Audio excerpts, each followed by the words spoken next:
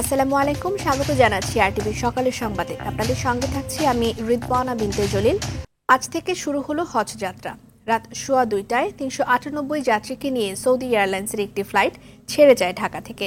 এদিন কোনো প্রকার দুর্ভোগ ছাড়াই আশকোনা হজ ক্যাম্পে ফ্লাইটের ইমিগ্রেশন সম্পন্ন করেন হাজিরা। এ সময় হজ যাত্রার সার্বিক ব্যবস্থাপনা সহ নানা বিষয়ে সন্তুষ্টির কথা জানান তারা। তবে আশকোনা হজ ক্যাম্পে হাজিদের বসার পর্যাপ্ত ব্যবস্থা না থাকার অভিযোগও করেন কেউ কেউ। এ সময় হজে গিয়ে দেশ, জাতির এবং পরিবার পরিজনদের মঙ্গল কামনায় আল্লাহর দরবারে প্রার্থনা করার কথা জানান তারা। হজ পবিত্র একটা জিম্মাদারি, ফরজ হুকুম। হজ এজেন্সি যারা কাজ করতেছে সহিভাবে হইতেছে এবং ডিসিপ্লিন, নিয়ম নীতি সকল বিষয় সুন্দর হইতেছে ইনশাল্লাহ। আল্লাহ তাআলা হজের যারা মেহমান আছে ওনাদের যাওয়াকে সহজ করুক, হজকে কবুল করুক।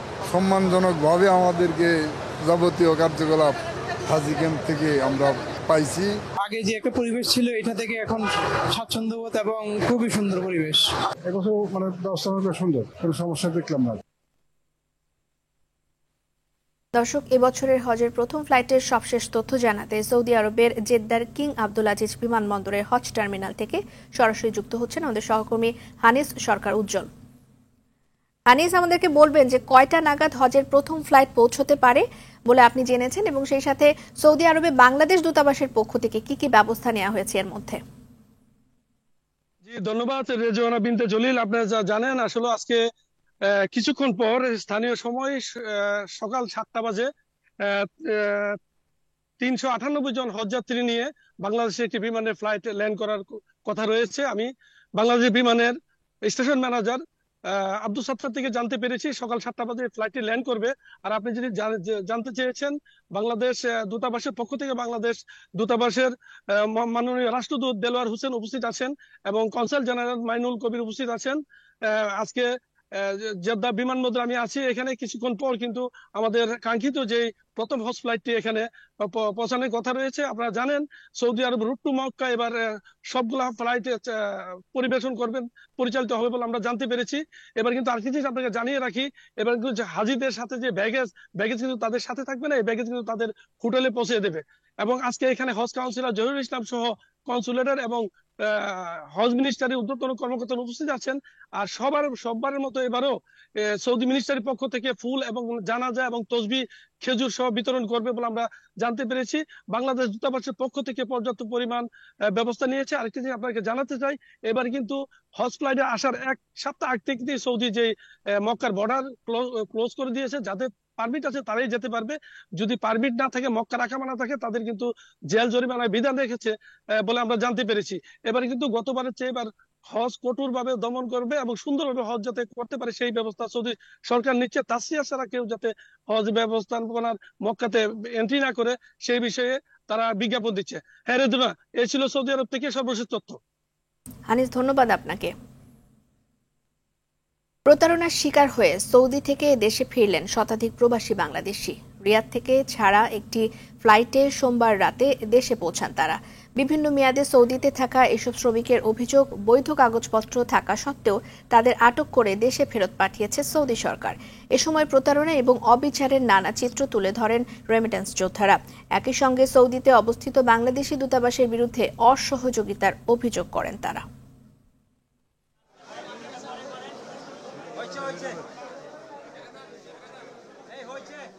হঠাৎ করে কাজে আসছিলাম ভাই, কাজের থেকে আমি বাসায় যাবো, এই টাইমে রাস্তা থেকে পুলিশে ধরতে ভাই। প্রশাসনের লোক বললো যে তুমি থানায় যাইতে হবে। গেলাম, হাতের চাপ দেওয়ার সাথে সাথে ওরা সব ডিলিট করে ক্যান্সেল করে কইলো যে তুমি ক্যান্সেল তোমার সব।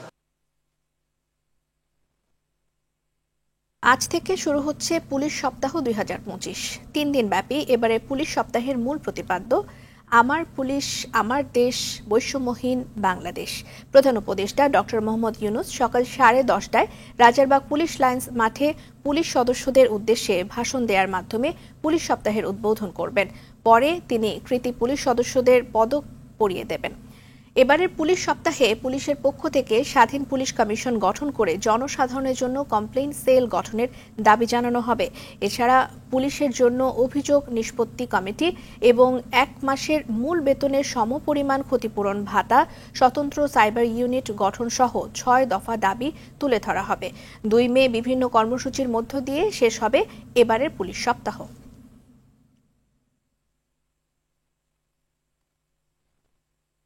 আজ ভয়াল 29 এপ্রিল। 1991 সালের এই দিনে স্মরণকালের ভয়াবহ ঘূর্ণিঝড় ও জলোচ্ছ্বাস চট্টগ্রাম ও কক্সবাজারের দ্বীপাঞ্চল সহ উপকূলীয় এলাকায় ধ্বংসযজ্ঞ চালায়।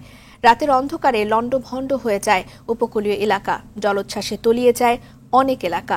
সরকারি হিসেব অনুযায়ী এই ঝড়ে 1,38,882 জনের মৃত্যু হয়েছে। ঘরবাড়ি হারা হয় হাজারো মানুষ। জলোচ্ছ্বাসে ভেসে গিয়েছিল ফসলের ক্ষেত, লাখ লাখ গবাদি পশু। সবচেয়ে বেশি ক্ষতিগ্রস্ত হয় ভোলা, হাতিয়া, চট্টগ্রামের সন্দ্বীপ, আনোয়ারা, বাঁশখালী, কক্সবাজারের চকরিয়া, মহেশখালী এবং কুতুবদিয়া। 28 বছর পেরিয়ে গেলেও সেসব উপকূলীয় এলাকা এখনও অরক্ষিত। কিলোমিটারের পর কিলোমিটার ভেঙে গেছে বেড়িবাঁধ।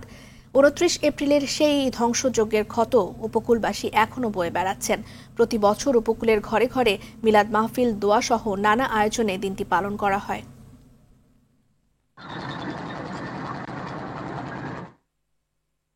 দর্শক, এ বিষয়ে আরো বিস্তারিত জানাতে চট্টগ্রাম থেকে আমাদের সঙ্গে সরাসরি যুক্ত হচ্ছেন সহকর্মী সাইফুল মাহমুদ। সাইফুল, আজ তো 29 এপ্রিল, উপকূলবাসীরা কিভাবে দিনটিকে স্মরণ করে থাকে?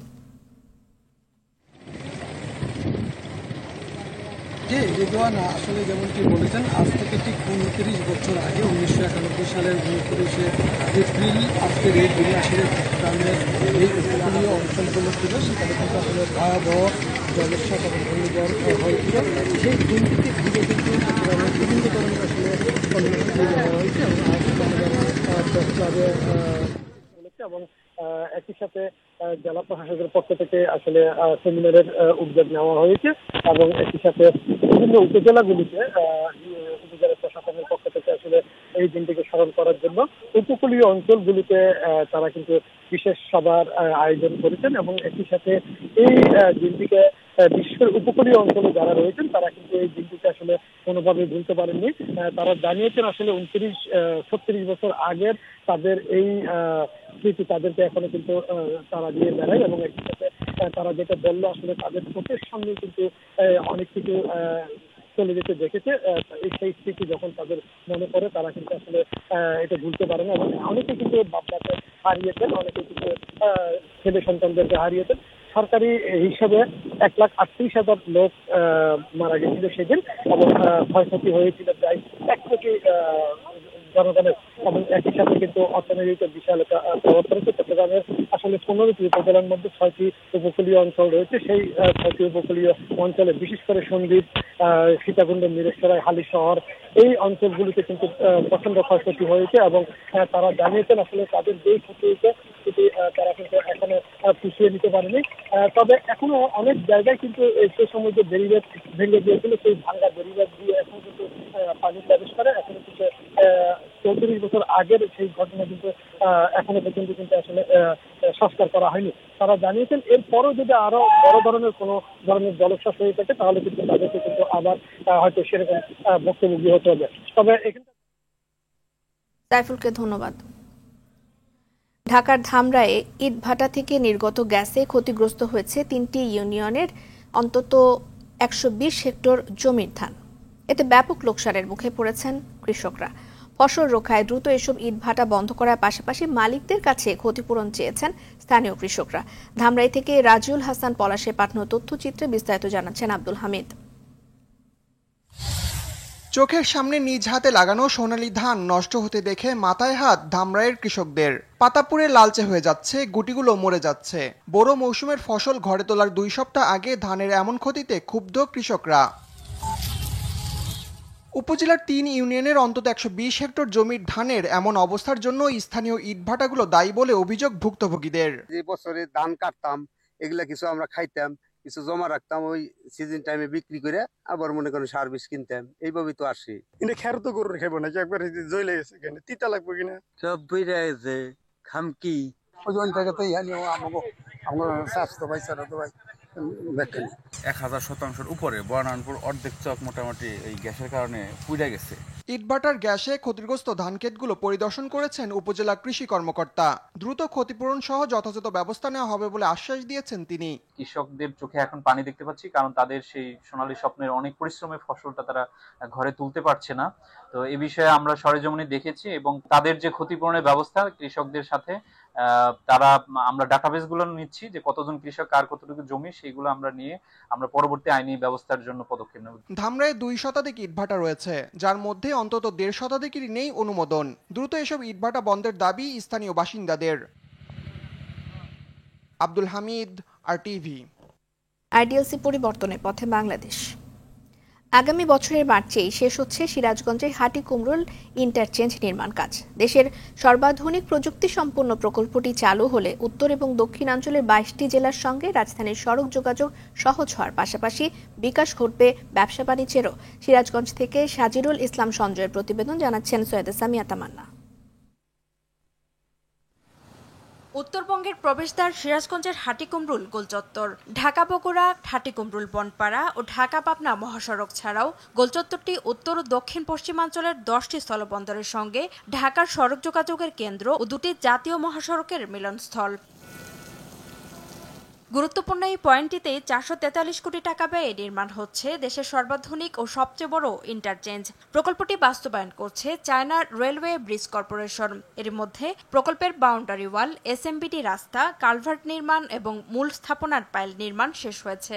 রাত দিন চলছে গাড়ি পার্কিং এর সার্ভিস এরিয়া, র্যাম্পের পাইল ক্যাম্প, ফায়ার স্ট্যান্ড ও গার্ডার নির্মাণের কাজ। প্রোগ্রেস খুব ভালো। এখন এখানে আমাদের প্রয়োজনীয় পরিমাণ রিকোয়ারমেন্ট, যেখানে পুরা অনেক লেবার কাজ করতেছে আর কি, রাত দিন 24 ঘন্টা কাজ করতেছে। হাটিকুমরুল ইন্টারচেঞ্জটা হলে আমাদের সুবিধা যেটা হবে, কোনো গাড়ির মুখোমুখি চলবে না, গাড়িগুলো দ্রুত গতিতে গন্তব্য পৌঁছাতে পারবে।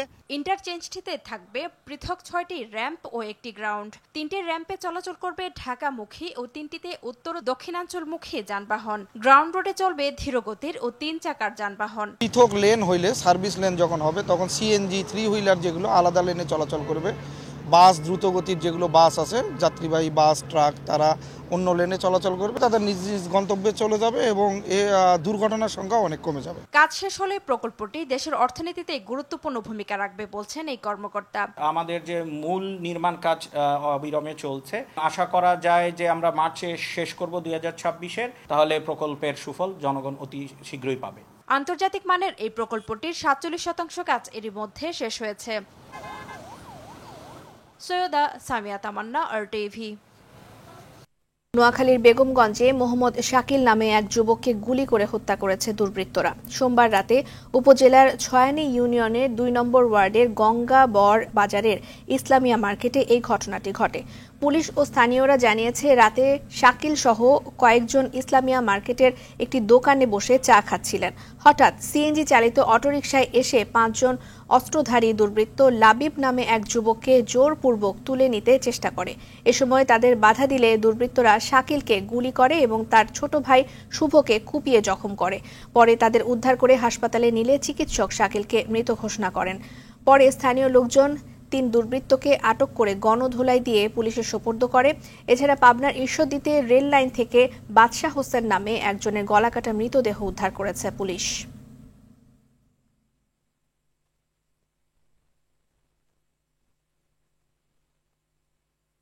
পাবনার ঈশ্বরদীতে মহাসড়কে দাপিয়ে বেড়াচ্ছে অবৈধ যানবাহন। স্থানীয়দের অভিযোগ, এই যানবাহনগুলোর চালকদের অধিকাংশই অপ্রাপ্তবয়স্ক, নেই বৈধ লাইসেন্স এবং বেশিরভাগ যানবাহনগুলোরই অনুমোদন নেই। তারপরও এরা দিব্যি মহাসড়কে ঘুরে বেড়াচ্ছে। বেপরোয়া এসব যানবাহনের কারণে বাড়ছে প্রাণহানির ঘটনা। বাইজিদ বোস্তামির পাঠানো তথ্য ও চিত্রে বিস্তারিত জানাচ্ছেন নামিয়া তানজিন মাহমুদ। সরকারি নিষেধাজ্ঞা উপেক্ষা করে এবং আইন শৃঙ্খলা রক্ষাকারী বাহিনীর সদস্যদের নিষ্ক্রিয়তার সুযোগে পাবনার ঈশ্বরদীর মহাসড়কে দাপিয়ে বেড়াচ্ছে ট্রাক্টর, CNG ও ব্যাটারি চালিত অবৈধ যানবাহন। ঈশ্বরদী পৌরসভার তথ্য অনুযায়ী লাইসেন্স দেওয়া হয়েছে 1200 ইজি বাইক এবং 1400 অটোরিকশা সহ অন্যান্য যানবাহনকে। সে হিসেবে চলাচলের অনুমোদন আছে 2600-র বেশি যানবাহনের, কিন্তু সড়কে দেখা যাচ্ছে হিসেবের 3 গুণেরও বেশি ইজি বাইক এবং অটোরিকশা চলাচল করছে। শহরে ঢোকার বাজারে ঢোকার দ্বার প্রান্ত, এখানে সবসময় যানজট লেগেই থাকে। দুই পাশে পার্কিং করার কারণে ট্রাফিক রুলস মেনটেন করে না, আর রাস্তা শর্ট হওয়াতে গাড়ির এভাবে অনিয়মিতভাবে রাখাতে আরো আমাদের চলাচল বেশি সমস্যা হয়।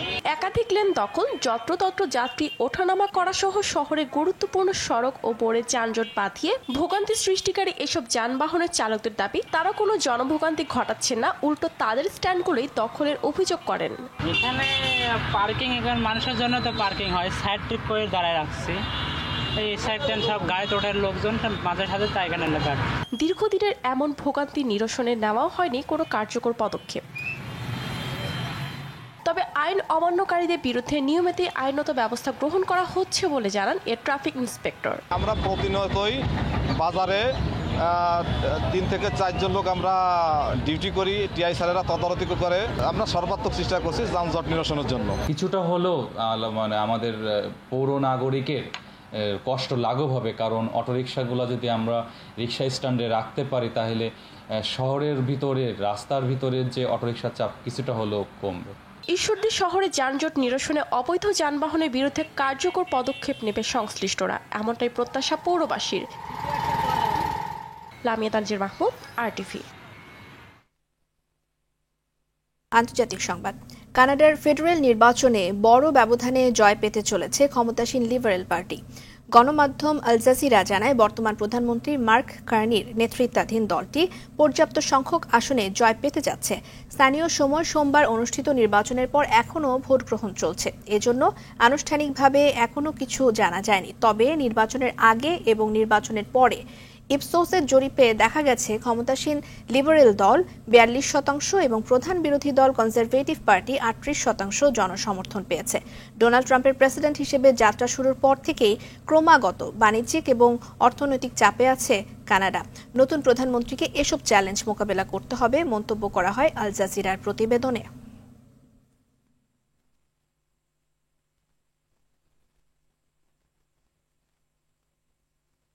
দর্শক, কানাডা নির্বাচনের সবশেষ ফলাফল জানাতে টরন্টো থেকে সরাসরি যুক্ত হচ্ছেন ডক্টর ফয়সাল আহমেদ। ফয়সাল, বাস্তবতা কি একটু জানাবেন? যেহেতু জরিপ অনুযায়ী রেকর্ড চতুর্থবারের মতো সরকার গঠনের পথে ক্ষমতাসীন লিবারেল পার্টি, সেই সাথে দেখা যাচ্ছে যে বলা হচ্ছে যে বদলে যাওয়া পরিবেশে কানাডিয়ানরা ভোট দিল এবার, তো সবকিছু মিলে একটু জানতে চাই আপনার কাছে। ধন্যবাদ মিস্টার দোনা। এখন পর্যন্ত যে সর্বশেষ আপডেট তাতে দেখা যাচ্ছে 269টি আসনের ভিতরে লিবারেল পার্টি এগিয়ে রয়েছে 162 আসন নিয়ে। আপনার যেখানে সংখ্যাগরিষ্ঠ সরকার গঠনের জন্য প্রয়োজন 172টি আসন, তো খুব কাছাকাছি তারা এগিয়ে রয়েছেন। আর কনজারভেটিভ পার্টি পিয়ের পলিভেরের 149টি আসন, ব্লক কুইবোকোয়া 23টি আসন, এনডিপি 8টি ও গ্রিন পার্টি 1টি আসন জিতেছে এখন পর্যন্ত। আমরা যদি প্রদেশ ভিত্তিক ফলাফল দেখি তাতে দেখা যাচ্ছে যে ব্রিটিশ কলম্বিয়া একটু মিশ্র, বিকজ কনজারভেটিভ, লিবারেল এবং এনডিপি প্রায় সমান সমান। আলবার্টা আর সাসকোচিয়া হলো কনজারভেটিভদের ঘাঁটি। অন্টারিওতে লিবারেল ও কনজারভেটিভদের হাড্ডাহাড্ডি লড়াই চলছে। কুইবেকে ব্লক কুইবোকোয়া ও লিবারেল উভয়েরই জোরালো অবস্থান দেখা যাচ্ছে। আর আটলান্টিক কানাডার বেশিরভাগ আসনেই লিবারেলরা আসলে বিজয়ী হয়েছেন। এখনো অনেক আসনের ফলাফল বাকি, সো আমরা অপেক্ষা করছি ফাইনাল আপডেটের জন্য। তো আশা করা যাচ্ছে যে নতুন প্রধানমন্ত্রী হিসেবে মার্ক কার্নির নেতৃত্বেই শুরু হতে চলছে পরবর্তী অধ্যায়। পোলগুলা নির্বাচনের আগে যেই আভাস দিয়েছিল সেটাই হতে চলছে। ফয়সাল, ধন্যবাদ আপনাকে। দর্শক, কানাডা টরন্টো থেকে নির্বাচনের সবশেষ খবর জানাচ্ছিলেন ফয়সাল আহমেদ। ভারতের কাশ্মীর সীমান্তে টানা পঞ্চম দিনের মতো পাক ভারত সেনাদের গোলাগুলি অব্যাহত রয়েছে। সোমবার রাতে অব্যাহত গোলাগুলিতে কোনো হতাহতের তথ্য পাওয়া না গেলেও এতে আতঙ্কে রয়েছে দুদেশের সীমান্তের সাধারণ বাসিন্দারা। এদিকে পাকিস্তানের ভূখণ্ডে ভারতের সামরিক হামলা আসন্ন বলে দাবি পাকিস্তানের প্রতিরক্ষা মন্ত্রী খাজা মোহাম্মদ আসিফের। সোমবার রয়টার্সকে দেয়া এক সাক্ষাৎকারে তিনি জানান, ভারতের আসন্ন সামরিক অভিযান রুখতে পাকিস্তান প্রস্তুত আছে। এছাড়া এ বিষয়ে সাহায্য লাভে বন্ধু রাষ্ট্রগুলোর সঙ্গে আলোচনা চলমান আছে বলেও জানান তিনি। কাশ্মীরের পর্যটন কেন্দ্র পেহেলগামে সন্ত্রাসী হামলার পর থেকে ব্যাপক উত্তেজনা বিরাজ করছে ভারত এবং পাকিস্তানের মধ্যে। এ ঘটনার পর থেকে একে অন্যের বিরুদ্ধে ভিসা বাতিল, বিমান চলাচল বন্ধ সহ বিভিন্ন ব্যবস্থা নিয়েছে দেশ দুটি। ইউক্রেনে ৩ দিনের সামরিক যুদ্ধবিরতি ঘোষণা করেছেন রাশিয়ার প্রেসিডেন্ট ভ্লাদিমির পুতিন। দ্বিতীয় বিশ্বযুদ্ধের সমাপ্তি উদযাপন উপলক্ষে আগামী ৮ থেকে ১১ মে মধ্যরাত পর্যন্ত এই যুদ্ধবিরতি কার্যকর থাকবে বলে প্রতিবেদন প্রকাশ করেছে সংবাদ মাধ্যম বিবিসি। এদিকে সামরিক যুদ্ধবিরতির প্রতিক্রিয়ায় ইউক্রেনের পররাষ্ট্রমন্ত্রী আন্দ্রিল সাইবিহা জানিয়েছেন, রাশিয়া যুদ্ধ বন্ধে আগ্রহী হলে সাময়িক যুদ্ধবিরতি নয়, স্থায়ী যুদ্ধবিরতিতে রাজি হবে। তিনি ইউক্রেনীয় ভূখণ্ডে অন্তত ৩০ দিনের যুদ্ধবিরতি চুক্তি প্রত্যাশা করেন। অন্যদিকে একই মত দিয়েছেন যুক্তরাষ্ট্রের প্রেসিডেন্ট ডোনাল্ড ট্রাম্প। সোমবার হোয়াইট হাউসের প্রেস সেক্রেটারি ক্যারোলিন লেভিট জানিয়েছেন, যুক্তরাষ্ট্র চায় দুই দেশ স্থায়ী যুদ্ধবিরতি চুক্তি সম্পাদনের মাধ্যমে এই রক্তক্ষয়ী যুদ্ধের অবসান ঘটাবে।